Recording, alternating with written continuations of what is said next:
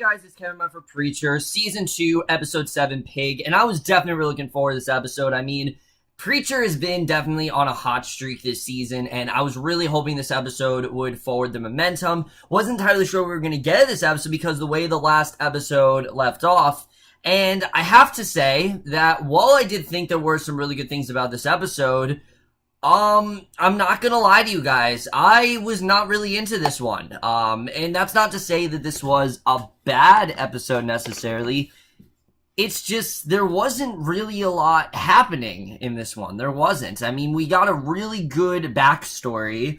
But other than that, this episode was relatively slow. It wasn't all that interesting, and it very much seemed like a placeholder episode. Like, they were given 13 episodes, and they had to stretch out the story, and this was just one of those episodes, and I'm hoping that the next episode isn't like this, but I really am hoping the Preacher doesn't fall into kind of like the just like ho-hum slump that it did last year, because I wouldn't say last year's was like the worst thing ever. It just got very boring, and I'm hoping that that does not happen this season. But let's just get into this episode, because like I said, really was not my favorite, but there were a few things I definitely really did enjoy. Particularly at the beginning, we see in Vietnam, there's a couple that are in their huts, and the wife sees something outside, and she screams, and when her husband runs over, he stares in shock, and just that whole scene felt very classic Preacher. I mean, just the way that they were reacting, it was really ridiculous. It was like something right out of like a B movie, so I have no problem with that. I mean, that stuff, you know, Preacher's always mastered in. I really have no problem with stuff like that. That's definitely not one of my problems with this episode. But later, a man named Klaus Helmut Starr, he steps out, and he is basically, the main thing that really does elevate this episode for me. If Starr was not in this episode, this would be one of the more boring episodes of Preacher that we've had. We see an expectant boy approaches him, he stares to the boy and asks where it is, and the boy then takes him to the village. He orders the gawping locals aside, and Starr then looks at the corpse and their pig, which is hovering in the air. So yeah, pigs are literally flying, and again, that's just really classic Preacher there. But when he sees it, Starr curses. He can't believe that he's actually seeing a pig fly, and I thought this was a really fun opening. I definitely really did enjoy that, and basically on the streets in New Orleans, two workers pick up the dead and they pass out. They toss them into their cart and drive off while a doomsday Preacher yells that time is running out, and we don't know what that's really all about. What does he mean by time is running out? But this perfectly gets us introduced to like the main story going on here. I thought that definitely was a fun way to get us introduced to things. And again, it's just very Preacher. Of course pigs would fly in Preacher. I mean, of course, it just seems like such a Preacher thing to do. But we then go to this scene that was probably the best scene of the main plot, in my opinion. At the last jazz club in New Orleans, Jesse comes out, and Tulip, Dennis, and Cassidy join him, and Jesse wonders if searching for God in New Orleans was really a bad idea, because it doesn't really seem like they're getting much, intel here, but Cassie assures him that New Orleans is never a bad idea, and there's more to it than jazz clubs, and he suggests they take a break and have some fun. So Tulip says she's up for whatever, Cassie says that he knows just the place, and after this scene, this is really when the episode slows down for me, because they go to the Hurt Locker, men are shooting each other, the target wears a bulletproof vest, and they bet on how quickly the target can actually get up. So Tulip comes in, says that her boyfriend can handle it, and Jesse arrives, and basically, she's pretending that Cassie's her boyfriend, but per their plan, they tell all the men to reconsider. He taunts Tulip into upping the stakes. She picks out the most powerful gun because it pays one, and the bartender brings out the gun. Cassidy sees it and curses. One man prepares to shoot. Cassidy and Tulip kiss, and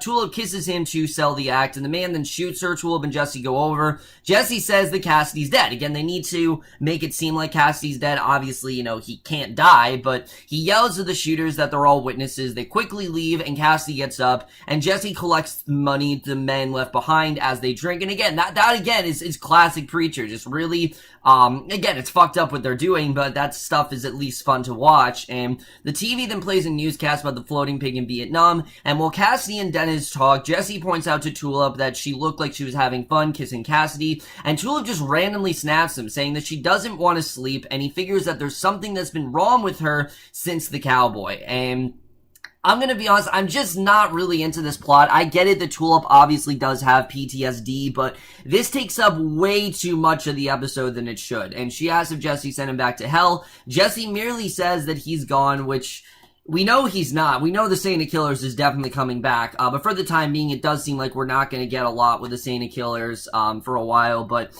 they all head home. Cassie complains that the night is still young. He goes back to Dennis and figures that he's happy. And a French professor is then drinking nearby. He says that Dennis is saying that he's unhappy. And Cassie asks him to translate. The professor says that Dennis says that he's dying from a congestive heart attack. So yeah, we're realizing that Dennis is actually dying. And Cassie has actually been an awful father. And Dennis keeps saying that Cassie can make him live forever. Cassie refuses, and Dennis says that he will die hating Cassidy. He walks off, and it's just really sad. I mean, obviously you can tell that Cassidy wasn't a great father to Dennis, but I did think, again, that this would be a little bit more, emotional and have a little bit more weight to it if we actually did see flashbacks with Cassidy and Dennis, which I know we do in the next episode, but it just felt like, we're getting this plot line here. Why not get it like a couple flashback scenes showing how Cassidy wasn't the greatest father of Dennis? I just feel like it was kind of necessary to get that here, and we didn't get that, unfortunately.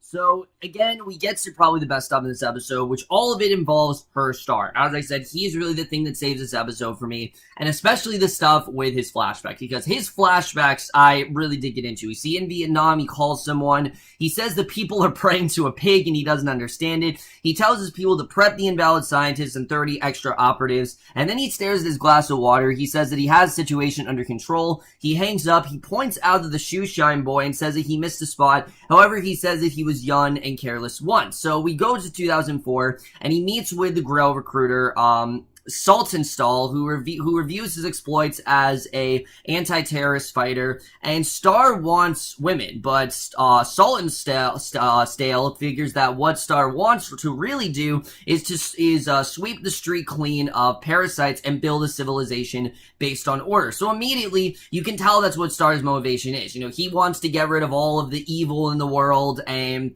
just maintain order. So the Grail wants to do the same thing, and basically Saltonstall assures Star that they'll show him. He asks Star if Star is Christian and says that only the most deserving candidates will be considered, and Star assures him that he is very much a Christian if that's what it takes. So again, I was very drawn in here. I thought that was really good, but it's cut short when we go back to the present arc, and here's where things really started to bore me. The dead carts pull up to the Hurt Locker. He finds Cassidy passed out in front. They figure that he's dead. They load him up into the cart and take him away. So again, they think that Cassie's actually dead. Again, that stuff was fun to watch, but two of them dreams of floating in the void as a cowboy holds her by the throat. She wakes up gasping, goes out to make some tea, notices that the window's open. She closes it, hears some moving in the hallway. She opens the door and goes out, and the lights flicker. The kettle whistles, and Tulip goes back in, locks the door, and turns off the burner. And again, I just didn't really believe that Tulip's, PTSD would be this severe. Like, it's obviously bad to the point where the littlest thing of like a tea kettle,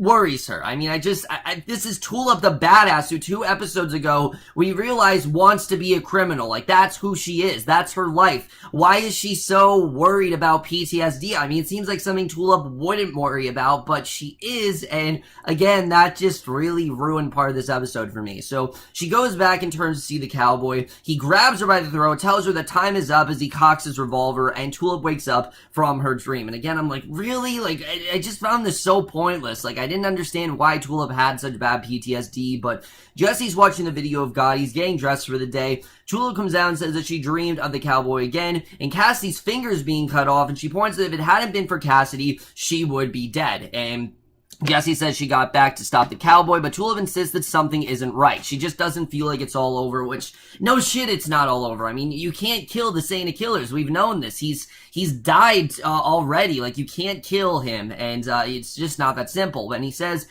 he's going to talk to the man about the end of the world. Tulip refuses to go with him, and she asks where Cassidy is, and Jesse says that he doesn't know. Why Tulip didn't want to go with him, I didn't really understand, but Cassidy wakes in a morgue drawer, realizes that it's happened again, where basically everyone thinks that he's dead, and again, I thought there was some fun stuff there, but we then go back to 2004, and we see Saltonstall meets with Star and the other candidates and says that they will compete in a series of trials designed to test their abilities, and Star then asks if he validates them. When he's told that they don't, he complains that he should have been told so he could have considered the Grail a future and not come at all. And Saltonstall basically tells his aides to validate Star's parking and tells him that from now on they do the testing. So The candidates then go through the tests, and those that fail are crossed off the list, and there are many that do fail very easily. Sultan Stall actually as a fighter, them in hand-to-hand combat, and the failures are taken away. Star is called out. He says that he takes no pleasure in what is going to happen. The trainer puts him in a neck hold, and Star masturbates, then beats him senseless, which that was definitely very interesting. But Sultan Stall then talks about creating a distraction. Star then beats the fighter unconscious. He walks off, so you can tell that Star, I mean, he's got nothing on this guy. Like, he can easily just take him out. And next, Sultan Stall then tests the candidates in the art of seduction, and Star promises that basically there's this woman here who clearly is trying to seduce all the men, and Star promises to kill her and her family if she doesn't hand over the test item. And later the candidates have battery cannons attached to their testicles, and Star and one last candidate stay conscious. And I mean, these tests are insane, they really are, but Star seems to be completely okay. And Sultan Stall then tests their shooting ability. The first candidate hits the bullseye repeatedly. Star shoots the first candidate, and Sultan Stall then welcomes him to the Grail, and he explains their organization has been at the heart of enduring power. And Sultan Stall then tells Star that the true inspiration of their ability is Christ. He lives in a top secret location guarded by machine guns, and before he sacrificed himself, he fathered a child. And the Grail has protected the holy lineage for the end of the world, and the Grail will be ready, and at that moment, that hope is abandoned. So we're kind of realizing that the Grail is kind of the reason why Jesse, Tulip, and Cassie have not found God, because the Grail kind of kept them from doing that. And basically, at the moment that hope's abandoned, their savior will reveal himself, and Star will join the Samson unit, which is charged with weeding out the false prophets, and the Grail's job is to rid the world of the competing narratives, which obviously, that would be just the Jessies, the Tulips, the Cassies, the ones that are trying to find God. And Star will be Sultan Stall's right-hand man, and Star then thanks Sultan Stall for the opportunity, and then he shoves him off the balcony. So yeah, Star's not looking for being someone's right-hand man. He wants to be the man in charge. He wants to be the one to do this, and he seats himself on Sultan Stall's desk. Easily the highlight of the episode for me. That scene was incredibly well done. Pip Torrens just absolutely blew me away as this character, and like I said, his stuff really made this episode a lot more interesting to watch. It was a slog of an episode to get through, and he was really the bright spots in a very slower episode. So we then go back to the present. The Doomsday Preacher's talking about the end of the world. When Jesse approached him, he asks if he's crazy or just a con man. He wonders about the end of the world, and the Preacher suggests that he buy him a beer and they can wonder together. Again, I didn't get the point of the scene. Why is this guy worried about the end of the world? What's really going on? I didn't understand. I get it that obviously they're referencing the end of the world's coming, but I just found this to be really unnecessary. And once Cassie gets out of the drawer, the morgue attendant apologizes for the confusion of mistaking him for a dead man. And as they pass a room, Cassie sees a couple identifying a corpse and weeping. And at the apartment, Tulip sees the bullet hole in the back of the refrigerator left by the cowboy slug. She goes back to the Hurt Locker. They offer their condolences about Cassidy's death. She tells them that they robbed them blind and Cassidy wasn't dead, and they played the men for idiots. So she asks them which of them has the balls to earn their money back. And I will admit, this was a cool scene. Basically, she puts on the bulletproof vest, waits for them to shoot, and as the first man shoots, she imagines that he's the cowboy, that that's who this man is, that he is in fact attacking her. And I don't get it. Like, why is she so intimidated by the cowboy? She's had other criminal encounters before. Why is the cowboy leaving such a big, impact on her? I just didn't really understand it. So she then gets up before the countdown's over. She tells them to go again, and I mean, obviously, yes, she can be worried about the cowboy, but the fact that she has PTSD, I just didn't really understand. But Jesse and the Preacher then drink. The Preacher explains that people come up to him to be scared so that they won't be scared by what really scares themselves. And he's heard the Japanese fractional soul selling, and Jesse claims that a parishioner came to him and says he wanted to sell 1% of his soul. And Jesse wonders if a sacrifice was worth making, and the Preacher tells him selling their souls is the sign of the apocalypse. So, yeah, basically we're realizing that this soul-selling thing is obviously a horrible thing, and I predicted this. I predicted that this soul-selling thing, there would definitely be more to it, and again, I still have this feeling Jesse is going to go dark. Like, the 1% is going to have a very big effect on him to the point where he's going to start acting like the Santa Killers, and I think we're definitely going to get that very soon. So we see in Vietnam, Star looks at the dead pig. He calls to say the situation's been handled. He's told that his next target is Jesse Custler in New Orleans, and he walks into the dead pig and the dead villagers surrounding it, and that was an awesome scene. Just realizing the dead pig is one of those parasites, and now, of course, he needs to take out Jesse because he's standing in the way of protecting God. So we get to the ending here. Jesse watched the newscast where a scientist claims that the toxic water actually killed the pig and the villagers, and it saturated the pig with hydrogen elements, causing it to levitate like a meat balloon. And that is the way this episode ends. But let's just get into this episode where it's going to take us into the rest of the season. Here's my problem with this episode. This season in general has been really fast-paced, and there's been a lot of interesting stuff going on, and even the episodes that were a little bit slower still had substance to them, like us getting that episode about Tulip and Jesse's past. That was a necessary episode, in my opinion. It showed us why these two can't function together and why Tulip didn't want to marry Jesse. I thought that was necessary that we got that.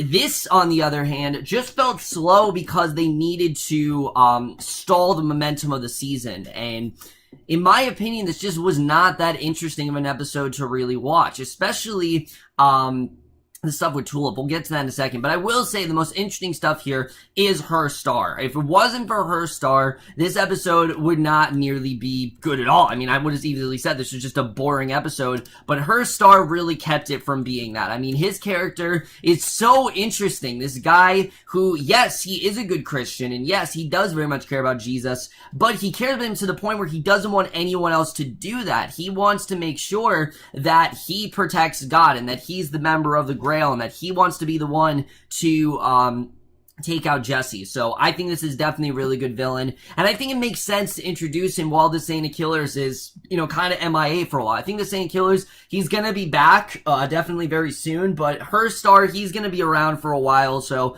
I'm looking forward to seeing what they really do with him. I'm really liking him as a character, and his whole introduction, was great. I thought it was incredibly well done, especially the scene with him. We could tell he's a man that wants to be in power. He easily outnumbered pretty much everyone else there, and we definitely did see that very well here. So Pip Torrens really killed it as his character. Just so menacing and fierce, and I can't wait to see where he's going to go. And like I said, his storyline is probably the one I'm most intrigued by. If not for that, then, Jesse getting this information about the 1%, I do think is inherently interesting, but it just felt very slow to me. Like, why do I care about this doomsday preacher? How do we know this guy isn't off his rocker? I mean, I didn't really care that much about it simply because of the fact that this episode was just so slow. It didn't really feel like it was structured that much. And I get that Jesse's obviously worried about the 1%, but show a scene of him like in a mirror being worried that he's going to turn dark or something like that. I just didn't really feel there was really much going on,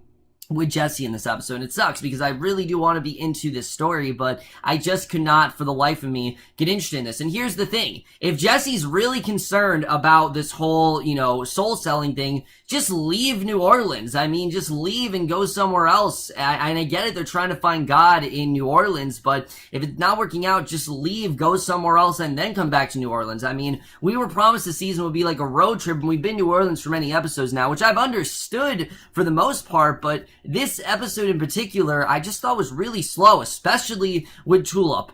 I frankly don't believe that Tulip would have PTSD and that also it would be this bad. Like, sure, I get it that obviously what the Saint of Killers did, it left a pretty significant mark on Tulip, but it has to be said, Tulip just seemed like a lot stronger of a character to me, that I did not think she'd be this affected by a simple attack. And I get it that she almost died. I get it that Saint of Killers obviously startled her, but this is Tulip, for crying out loud. This is someone who's been able to, take out criminals mercilessly, and I get it that she doesn't kill. I totally understand that, and I get it that she doesn't, she obviously is scared of the Saint of Killers, and I get it that also he's immortal and things like that, but I just didn't believe it because Tulip is killed, and not killed, but she's taken out so many people before, and she's, done all these criminal things, so the fact that she's so worried about someone like the Saint of Killers, I just didn't buy. I'm sorry, I really didn't. And Ruth Negga, she's an incredible actress, but I just don't really love where they're going with Tulip here. If she's gonna be scared shitless for the rest of the season, to the point where she can't even leave the damn house, then yeah, I'm really going to get annoyed very quickly. I get that obviously she bailed Cassidy out, but why didn't she go with Jesse? That seemed off to me. Like, why didn't she go with Jesse? I get obviously they wanted to save Cassidy, but I just didn't really understand that at all. I thought it was really dumb. The Cassidy stuff I thought was interesting with him being a bad father to Dennis, but again, we haven't seen enough with these two as father and son to really get into this plot and to really sympathize for Dennis. Obviously what Dennis says, like, yeah, you can understand that Cassidy wasn't the greatest father, but I really want to see some flashbacks, show how Cassidy treated Dennis, show how the relationship really was. That's something I really do want to see, and I really do hope we get that. But overall, guys, like I said, not a terrible episode, just not a particularly interesting one. I thought, you know, like I said, the Star stuff was great. His backstory, I really did get into. I did like the stuff with Cassidy. I thought it was just a lot of fun. The fact that he almost died. I mean, Cassidy in general is a very entertaining character, and it's very hard to make his story boring. I think they did a very good job with that here. But everything else that's going on, they're just really stalling things out. And I am really hoping that this isn't a sign of the rest of the season. I'm hoping the rest of the season isn't like a slog to get through, because if it is, I definitely am going to get very bored very quickly. I mean, I want to be into the show, I really do.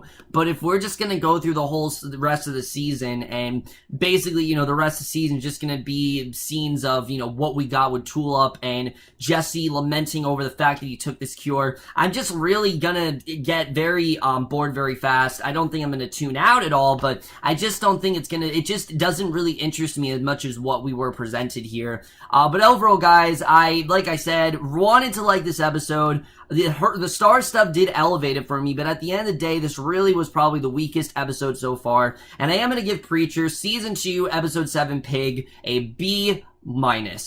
So over, guys, me this episode of Preach, and let me guys thought this episode overall, left your thoughts, and again, I really do love the show, I do, but when it's slow like this, it just isn't really that interesting of a show. These characters aren't nearly as, like, yes, sure, they're complex characters, but it's not a show where you have these like character-focused episodes and they're particularly interesting, especially when you're coming off the heels of probably the most intense episode of the show ever, and then you're going to this episode. It just feels like two completely different shows. But that's my review. Hope you guys enjoyed. Let me know guys thought this episode overall. Loved your thoughts, and we'll see you guys in my next video, which will be for episode 8 of Preacher, and we'll see you guys for that. Okay, bye.